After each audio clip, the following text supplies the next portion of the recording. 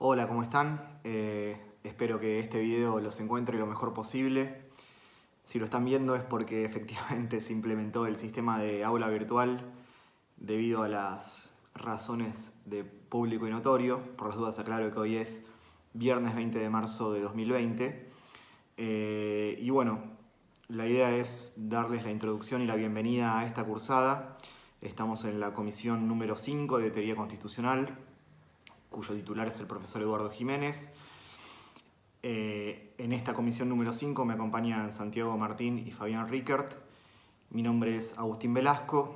Desde el 2010 soy docente adscripto de esta comisión. Anteriormente fui ayudante alumno también de esta cátedra.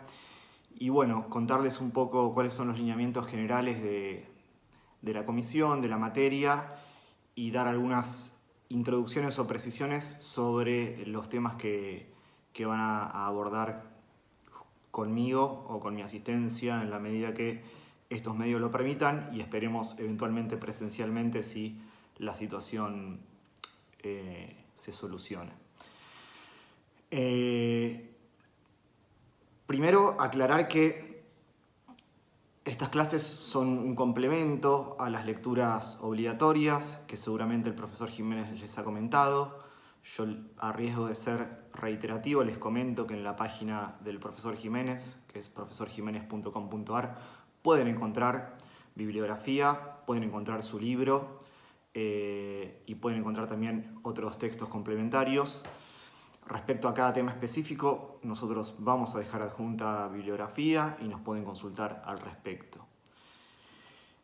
En particular, hecha esa introducción, les aclaro también que mi idea es que cada clase, de lo que sería una clase habitual, esté dividido en 2 o 3 videos cortos de 8 o 10 minutos, donde podamos ver los temas más importantes de cada punto, ¿sí? Vamos a tratar de seguir el programa lo más fielmente posible para facilitar el estudio de parte de ustedes y comentar los temas que por ahí son o más problemáticos o más importantes o que tienen por ahí una complejidad al momento del estudio de la materia.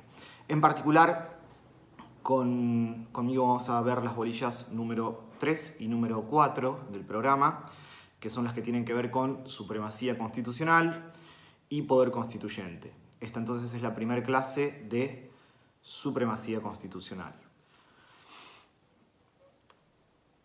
Quienes hayan leído un poco de las primeras unidades o alguna introducción a la teoría constitucional habrán visto que la mayoría de los autores, y Jiménez en particular, suelen mencionar que la teoría constitucional tiene 3 conceptos básicos. Casualmente son los que abordamos en estas unidades 3 y 4. ¿Por qué?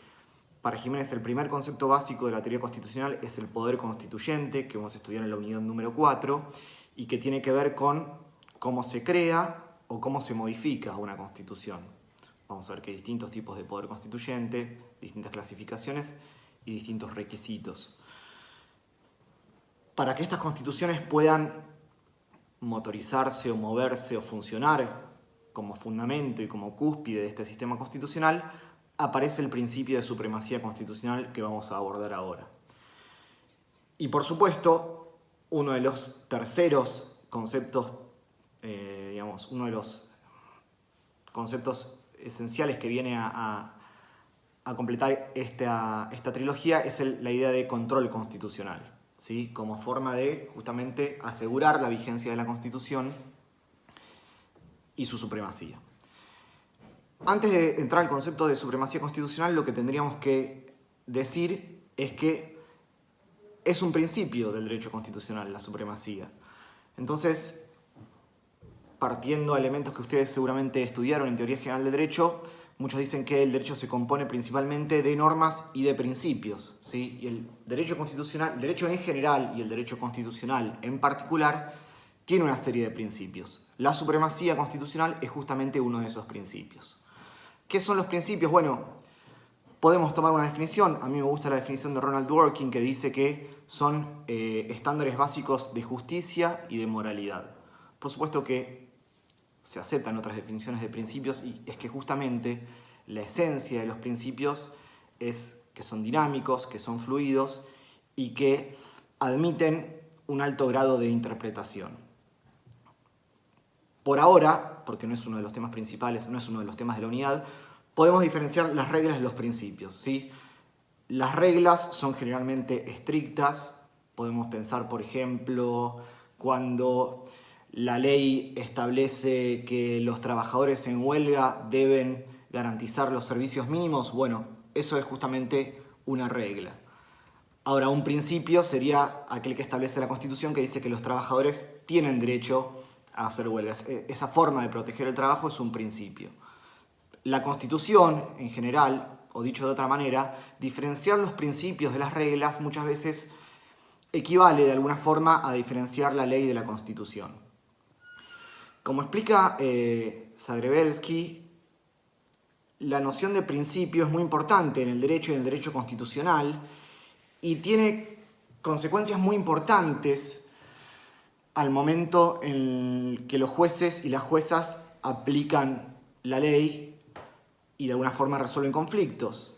Porque si bien es cierto que la forma por excelencia de los jueces y de las juezas de resolver conflictos en nuestro sistema constitucional es aplicando leyes, lo cierto es que muchas veces los casos difíciles se suelen resolver mediante la aplicación de principios.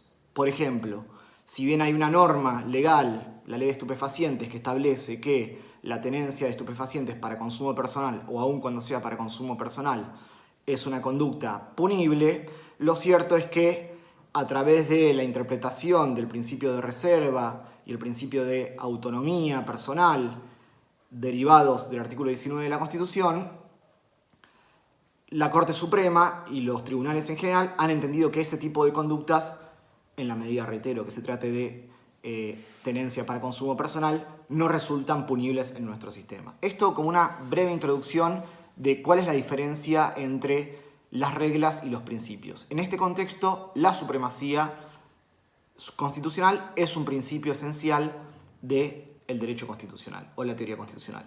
Al que le interese más indagar sobre esta cuestión de las reglas, de los principios y de la aplicación del derecho en general, recomendamos el libro de Dworkin, Taking Rights Seriously, que en realidad es un compilado de otras obras anteriores, pero que trata con una precisión y de la forma brillante que lo caracteriza al autor esta cuestión.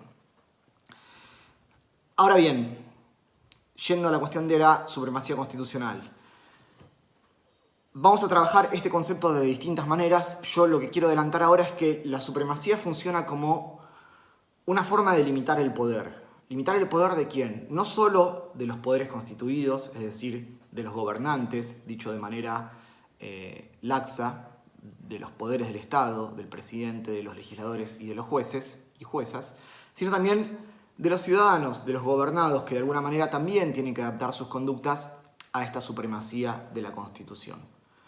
Por ahora adelanto esta forma de ver la supremacía, una forma de limitar el poder y de asegurar que todos los actos, ya sea del poder o de los ciudadanos, se adapten y tengan ciertos requisitos de constitucionalidad. Por supuesto que esto lo vamos a desarrollar mucho mejor en la próxima clase o en el próximo video. Este principio de supremacía a su vez tiene tres subprincipios.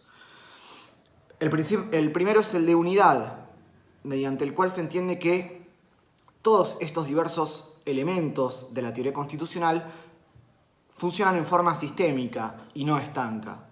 Es decir, las normas constitucionales, las normas internacionales de derechos humanos con jerarquía constitucional, el resto de los tratados, las leyes, ordenanzas y la forma en la cual los poderes aplican esas normas funcionan de una manera única, armónica y buscando que el sistema perdure en el tiempo. El segundo de estos subprincipios dentro del principio de constitucionalidad es el principio de razonabilidad, que básicamente lo encontramos plasmado en el artículo 28 de la Constitución. Es decir, si bien algunos de los poderes o los poderes tienen algunas discrecionalidades para ejercer sus funciones, por ejemplo, el Congreso dictando leyes, esa discrecionalidad no puede ser arbitraria, hay límites. ¿Y qué límites son los que existen? Bueno, los que impone la Constitución.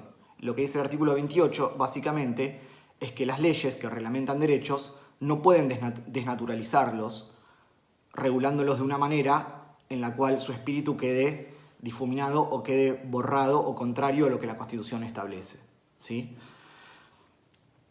La Constitución, para que ustedes se den una idea, regula los derechos de una forma amplia o gruesa, y a medida que nosotros vamos bajando en esta jerarquía constitucional y encontramos leyes, decretos y ordenanzas, esta reglamentación se va poniendo un poco más finita, un poquito más detallista. Entonces, un decreto no puede desnaturalizar el derecho, por ejemplo, a una jornada limitada de trabajo o los derechos de la seguridad social que están receptados en la Constitución Nacional. Y el tercer subprincipio, y quizás el más importante, o por lo menos al que más tiempo le vamos a dedicar a esta unidad número 3, es el subprincipio de control.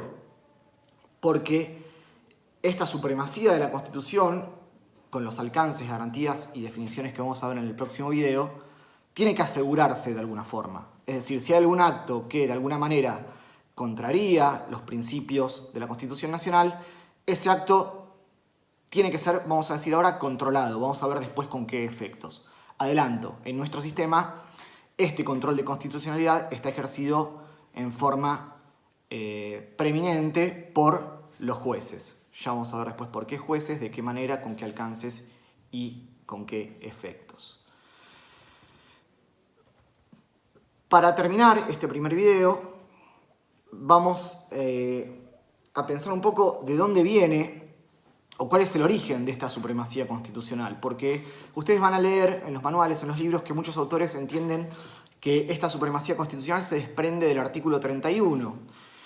El artículo 31 dice que esta Constitución, las leyes que se dicten en consecuencia y los tratados con las naciones extranjeras son la ley suprema de la nación y que las autoridades de cada provincia deben adecuarse a estas normas. Otros autores dicen que, en realidad, esta norma, por ejemplo Manili dice esto, esta norma lo que intenta plasmar es la supremacía del Estado federal sobre los estados provinciales y no la supremacía de la Constitución Nacional sobre el resto de las normas, ¿sí? Manili dice, y yo coincido, que en realidad la supremacía de la Constitución no surge expresamente de un solo artículo, menos del artículo 31, sino que es una extracción que la doctrina y la jurisprudencia va haciendo respecto de otros artículos que tienen que ver, por ejemplo, con la superioridad jerárquica que comentamos anterior del artículo 28, la cuestión de los tratados en el artículo 27, pero en definitiva no hay ningún artículo concretamente que establezca esta supremacía constitucional. Es cierto que el artículo 31 es el único que habla de supremacía, por lo menos en esa acepción de la palabra.